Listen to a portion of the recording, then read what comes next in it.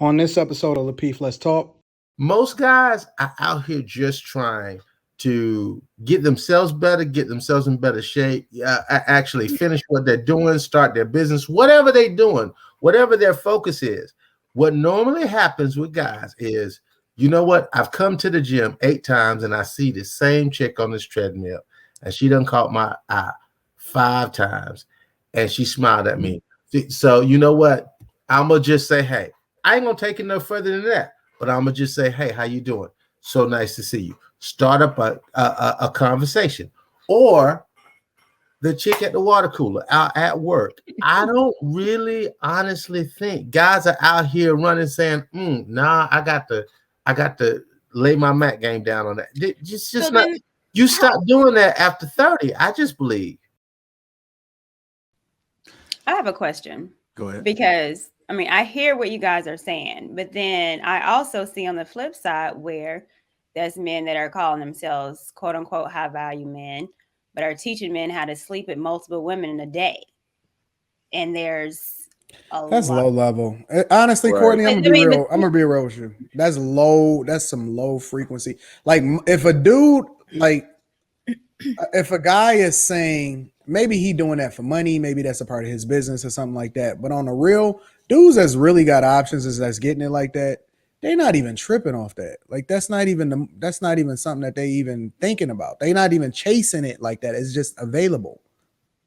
Well, listen, the other thing I think that in this last week, we have to start questioning. So, Courtney, when you say these are men calling themselves high value men, usually men don't attach that title to themselves. There's people who vet you to say who and what you are in the group. So if these men are identifying themselves as high value men, anybody can get on YouTube. And again, shout out to you, Anton.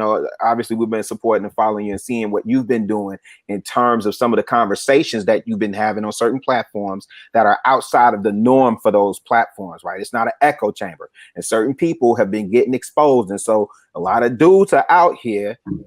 You're not who you say you are. When the rubber meets the road and your foot is held to the fire, you're not who you say you are. So for those dudes,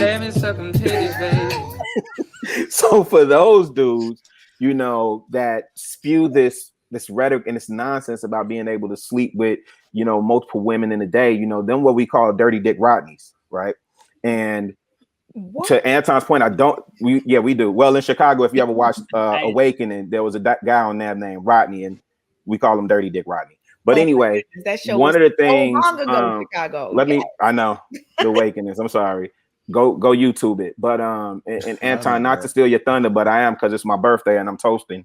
One of the things that he's highlighted on these platforms is that as men, right, you cannot be contributing to the same thing that you are speaking out against. So you can't be out here claiming bodies, laying these women down, and then teaching other men how to lay these women down. And then you go out here and you saying there's no available women out here. She's for the streets, all this other stuff. And you out here dirty dick Rodney. It doesn't make sense. I'm going to just tell you like this. I don't know a guy that's like high profile or getting to the bag at a significant clip. I mean, have any level of ethical character that's just letting any woman come in his sphere. Like we're just as protective of our image. You know what I'm saying? Like ain't nobody just coming around. Like even my great friends will be like, what the piss is she doing here? Ain't nobody got time for that.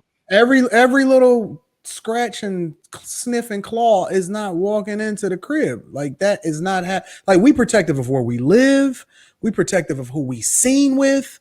Like we will never catch a picture with you. Like a lot of the guys that I know, even the single ones, like they have such a high profile position that they won't even let you have your phone around them. Honestly, that's real talk. So I don't even know who these guys are that's walking around on this low frequency talking about, yo, I'm gonna sleep with multiple women. Yeah, right. Like I wouldn't know who would risk the bag like that. So then and put themselves in a position to have to mess up their money. I want to ask a question for the ladies. Go ahead, real quick, Kate, and I'm asking a question for the ladies. So I mean, we've been on this show for a long time. I've been here. Really? I've heard a lot of talk about exercising options and how it's okay and all this. It just seems like these two ideologies aren't really lining up directly. So Anton, if you could expound upon that, because you can't on one hand be like, we don't do this, we're not risking the bag, but then on another I'm not saying hand, that they're doing it. You just got the no, I'm option. asking. I'm gonna break it down with her. I'm gonna let her finish In the terms question. of exercising options. So, like, where is the balance between that? How do you So reconcile the them? exercise and options conversation is based off of the fact that, let's just say, for example, you got a guy and he's very, very, very high value, right? He understands that if he does something, there's a huge chance that he's going to be just fine and she's not going nowhere. He has the option to do what he want to do when he don't want to do when he want to do it. However, most guys, especially when you get to that level, have a level of dick discipline, even if they get caught up in a situation or even if they find themselves in a compromised position. Understand that that compromised position was one of many that he probably walked away from, turned down, was very careful about who he vetted. He might have ran into a situation or got caught up or whatever like that. But the point still remains is that to get to that level, you got to have a level of discipline. Real talk. So once the exercising options just means that I have enough power to be able to do what I want to do without having to worry about the fallout to a larger extent, right? For a long time, when we just now starting to see all of the stories with Bill Gates, but he's been rocking out for a very long time without having to worry about that. He just now getting divorced, but it's been rumors and all of this. But still, if a woman think that she just gonna walk up and get with Bill Gates, these chicks that even sleep with the athletes, they gotta camp out in front of their hotel just to even get chosen. Like, they gotta work hard to become an option for him to possibly select. And that's what I'm saying. Guys exercise options, but it does not mean that they don't exercise dick discipline, right? They have the option, but they exercise dick discipline in order to get to the level that they at. It's a difference. Okay, so it's not about them, the exercising options. It's just the fact that the options are available versus them actually acting on them. That's correct. Okay. And sometimes they do act on them, but it's not with everybody. And it's very calculated and it's careful, and everybody just can't get in their presence. Everybody can't go. All right, I got a question for the ladies. Appreciate the super chats that came through as well. Make sure y'all get them likes up. Also subscribe to the channel. But for the ladies, we often talk about women and their numbers. What about the men? Does the men body count matter to you guys? No. Oh, go ahead. Doesn't matter to me. Doesn't matter. Why? No. Because I don't care. Just as long as he's clean. But no, I don't expect a man's body count to be small, honestly. I guess maybe the men I like. That's real spit. That's real spit, though. So that's real spit. Like, does that question ever come up at all with you? I've never asked. Never I never asked okay. man, how many women you been with? No, Okay. I don't care. Okay. How about you, Lauren? Does the man body count matters? I've never asked, and I don't care. What about you, Kay?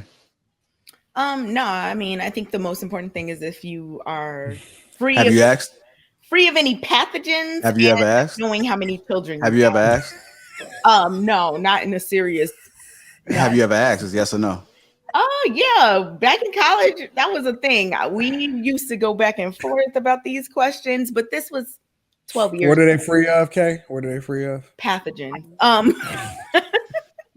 Yeah, I've definitely asked that in my younger years, usually as a response to someone asking me. So I've never initiated that question. It's always a response, like if back then, oh my goodness, undergrad. That's bullshit. Somebody asked me, I'd be like, what about you? Type of thing. So yeah, I've asked it before, but I know you ask questions. Yeah. Yeah, you know. You gotta do that. But we all been a victim to that one. Victim. Yeah. Even Kevin Samuels, he like, damn. Even Kevin Samuels. It's just, I mean, I agree with Lauren and Courtney. It's just not important unless you just want to know if somebody has kids, how many, when, and make sure they're free of pathogens.